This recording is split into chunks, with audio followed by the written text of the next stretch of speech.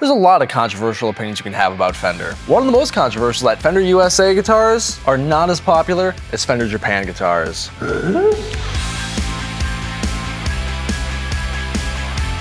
Hey everybody, welcome back to another episode of On the Bench. I'm your host Jacob, and today we're looking at one of the most unique Fender designs I have ever seen. This is a Fender made in Japan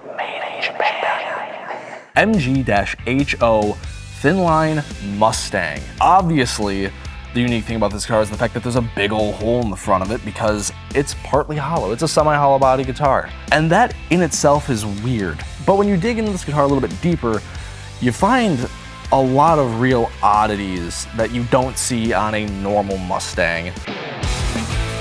The first thing being is that this is a Mustang, which is a student model, but it's a bound maple neck with a rosewood fretboard.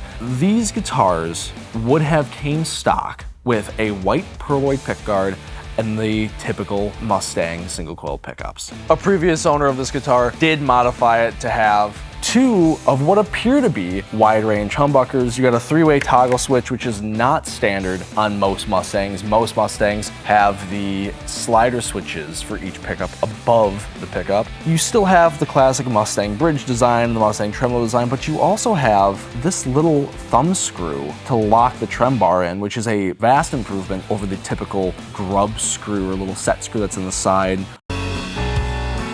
This guitar, being the Mustang MG-HO, is a super limited run from Fender Japan. These guitars were manufactured from about 2011 to 2013. If you look at Fender Japan's Twang catalog for 2013, you will see this guitar, and this is the only time this guitar shows up in their catalog. They made these in three colors. There is this Three-Color Sunburst, there is the classic red, and then there's a transparent blue. Currently on Reverb, there are 5 listings for a Thinline Mustang. That includes sold listings. This originally sold on Reverb about a year ago from a dealer in Japan. And this guitar makes up 2 of those 5 listings. It was at that point still in this configuration with the MojoTone humbuckers. Japanese-made guitars have been available in the States going back to the 1950s and 60s. And they were always kind of known for being not exactly the best. But when you get to the 70s, there's a major shift when they realize they can make guitars that are arguably just as good, if not better, than American-made guitars. Gibson filed a lawsuit against the owners of Ibanez in 1977, a lawsuit which Gibson won.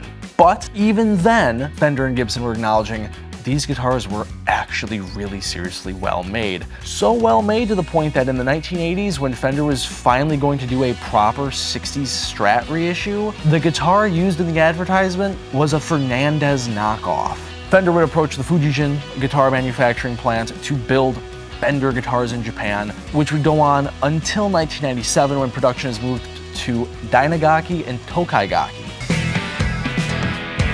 Fender Japan is kind of its own company. They make stuff specifically for the Japanese market and have for years. What makes Fender Japan so unique is that they are not catering to this historical market like Fender does in the United States. Fender Japan has been coming out with more and more progressive designs than Fender America. The list of options from Fender Japan was very, very interesting.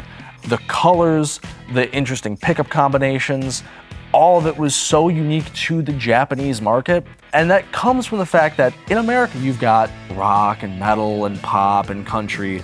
In Japan, the primary music is rock, specifically J-rock. Can we please blip in a picture of J-rock from the Trailer Park Boys there? Yes. Thank you. There are a number of animes like Mongolian Chop Squad that just talk about the nostalgia of starting an honest-to-goodness rock band.